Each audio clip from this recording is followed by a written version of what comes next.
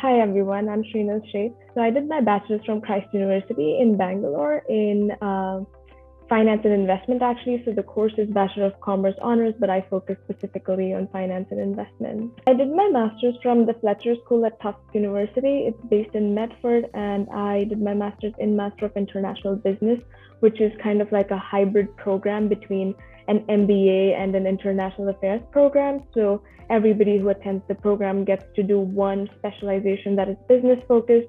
So for me, it was international finance. And then there's another specialization that you do within the international affairs, international development space. And I picked international business law for that one. Actually, I was looking at the UK, Switzerland, and the US. But eventually, after speaking to a lot of admission officers and speaking to students, I realized that for me, the programs in the UK were too academically oriented and research focused, and similarly in Switzerland as well. So I decided to just focus on the US. I ended up applying to 4 universities in the US. So the Fletcher School, which is at Tufts University, Johns Hopkins, and then I applied to NYU and Brandeis. Got admitted to all 4 of them, and then eventually decided to go for Fletcher because it had a really cool hybrid curriculum, and you also get to spend 1 semester of your program at Harvard, which is fantastic because I got to study at Harvard Law School and also Harvard Kennedy School as a part of the program.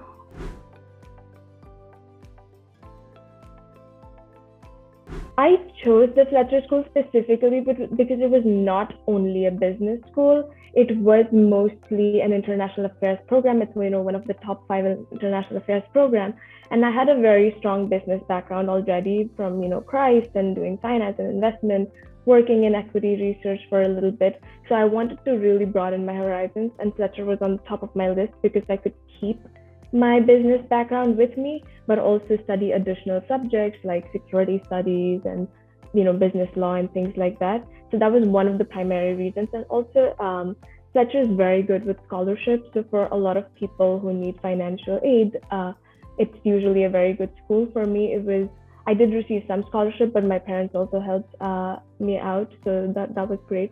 But that was primary reason, I think, the curriculum for me. And the community is very close-knit. So when I moved to Geneva, for example, the first people I reached out to were all from Fletcher.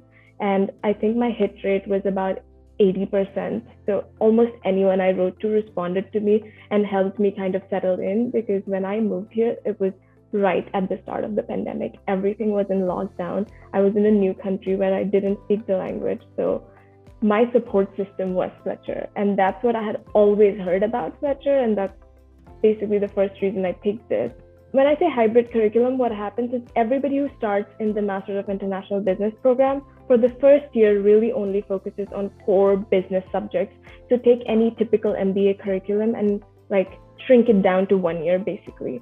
And then in the second year, you have more options, you have more electives, and then you can pick from about, I think at that point we had about 10 international affairs specialties. So it can range from, for example, security studies, which is more focused on war and things like that, to business law, to public international law, or specifically the UN if you want to study about that.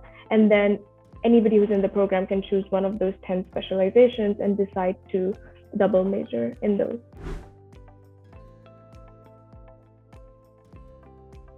My application process about a year out. So I applied for round 1 for each of the universities because that was my strategy to apply as soon as possible. And for Fletcher, they also had an early bird deadline. So that's the one I wanted to target. So I started about September of 2016 and took my recommendations and everything while I was in Bangalore itself, because a lot of the times it's difficult to get recommendations from professors after you leave. So that's why I started a year before.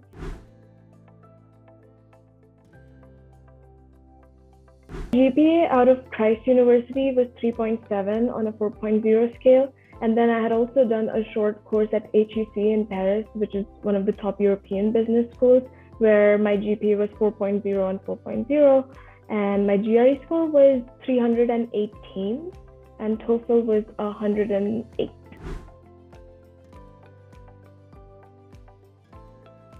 I have some scholarship, but it was not, a lot. But I do know that a lot of people do get up to 50%. And I had a friend who was fully funded as well. So it really depends on your financial situation. Mostly it's almost, I think, always needs-based, and they have one or two like merit-based options as well. And for most of the programs at Fletcher, I think the average age used to be pretty high, and I was on the younger side. So I was the youngest person on campus when I attended the program. And that, I think, also played into the amount of scholarship I received.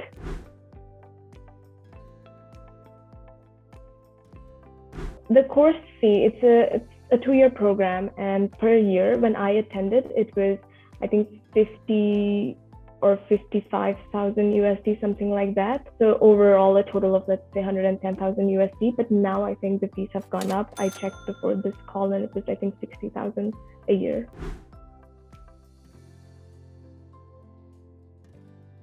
For Fletcher is the vast variety of courses that they have.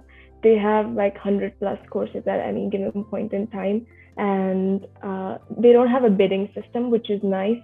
So you have a better chance of getting into a course that you really like, which was really beneficial for me, because a lot of the times when schools have bidding systems, you can get outbidded pretty easily. So that academically was super helpful, and the professors have amazing experience. So I took a class on the role of force in international politics, and the professor has, I think, about, at this point, probably 65, 70 years of experience in that industry, wakes up at like 4 o'clock, 4:30 in the morning every day, and takes a 7:30 a.m. class. And it's just incredible to see how much experience he has in that space within the US, and then translating it to the class. And similarly, on the finance side, the professors come with incredible experiences, and they're able to bring a lot of good guests basically to the class, which is great for networking and things like that. And that's actually how I got my internship as well, through one of the guests who attended the class.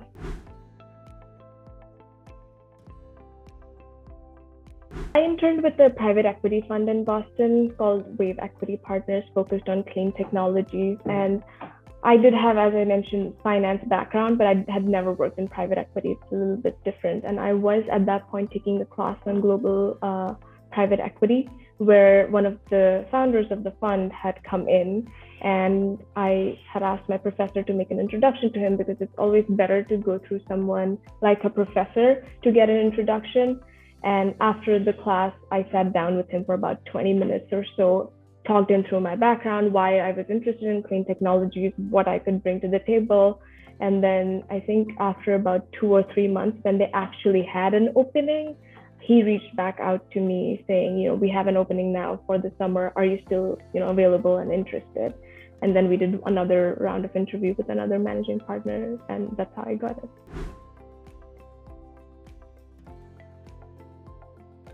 Boston has so many universities. The student life there is always very lively, because it's not just, you're not always going to be a part of the university you attend. It's almost always you have friends at other universities, you meet people from other universities in different bars or parties, or like a holy party, for example, and then your network keeps expanding. So my favorite part about Boston, I think, is that, first of all, it is pretty cold, and I like cold and wintry places. And it's very easy to, go to places like Vermont in the Northeast and other parts where you can hike in the fall. It's beautiful scenery. And as I said, you meet great people, which is always fantastic, because at any point in time, you can meet people from Harvard, MIT, or Boston College, Boston University. And just make connections and hang out with those people. Because a lot of my friends were actually not from Fletcher. I did have a bunch of friends at Fletcher, but then I did have a lot of friends at MIT, for example, at Harvard, at Boston University, at Boston College, and you just meet them in mixers, right? And then you try to keep those relationships alive. So I studied at Harvard Law School and Harvard Kennedy School. The Kennedy School is also an international affairs school, and I think the difference of experience in both places was a bit wide, because Harvard Law School has, people trained specifically to become lawyers. So it's more competitive when you're in the class. And I was one of the 2 non-lawyer track students in the class. So competing with, students who are already third-year law students was a bit rough, but I think I made it out just fine because I passed the class. The professor was amazing because he was a practitioner from New York, and I went up to him and I told him, like, I'm not trying to become a lawyer, but I really like your class, and how would you suggest, I improve my performance in your class? So he kind of helped me out with reading strategies and how could you prepare for exams and things like that, which obviously law students don't need as much because they have that experience. Whereas Harvard Kennedy School is much more like Fletcher because it is an international affairs school. So the experience there was slightly different because people had a vast variety of experiences. They wanted to do very different things in life. But and HKS also has a case-based method approach. So just like HBS, every class would have one case and then you go through the case and that's how you study. So the prep time for HKS classes was significant because each case does require a lot of time, and sometimes it's group work as well, so then you have to adjust accordingly. I think the biggest difference between Europe and the US is in terms of how much you pay for food. In the US, food cost is significantly lower, I think, in comparison to Europe. Part of the reason is also that in Europe, there are higher standards for the type of food that gets served, especially in Switzerland. So that's, I think, one of the reasons. But in terms of costs, while I was in Boston, my rent was, I think, on the higher side because I wanted an apartment where I could have my own space. So I paid, I think, 1,200 USD a month. But I did have, housemates. It's just that I had a very large room to myself and like a lounge area and everything to myself, which was nice. And food and grocery costs are really not that high. Transportation really depends on how much you travel. What type of life you want to live is probably the deciding factor. Like you could have a very student budget oriented life and pay maybe 500, 600 bucks in rent and live cheaply, not eat on campus, cook all the time, etc. But I don't think I went down that path.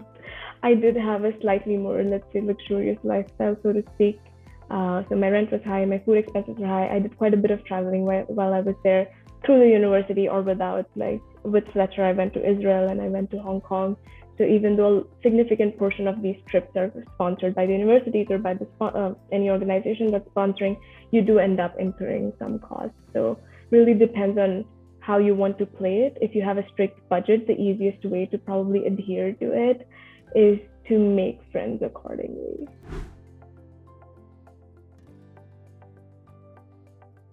So job opportunities, it comes down to what specializations you've picked and where you want to go. So I have friends, for example, who are in banking and private equity, but then or consulting. And then I also have friends who are working with the UN or they're working with the Red Cross or they're in the US Army, for example. So it really depends where you're trying to go. If you're someone like me who's trying to stay in the business finance space, but work at an international development or international affairs organization, such as the World Economic Forum, it's fantastic because there's such a huge network of people you can tap into. And most people who I know from my batch who are at the UN or at the World Bank, or they're, with me at the forum, they've all used the alumni network.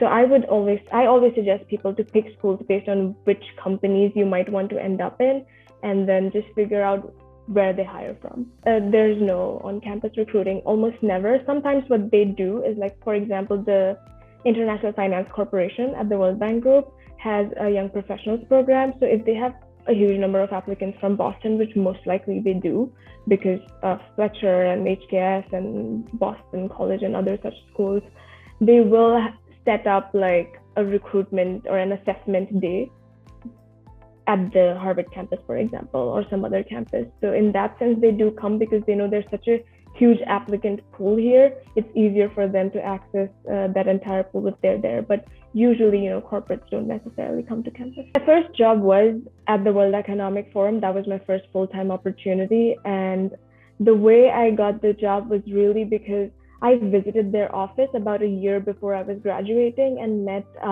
some of the alumni from the Fletcher School who had been at the forum or had exited the forum.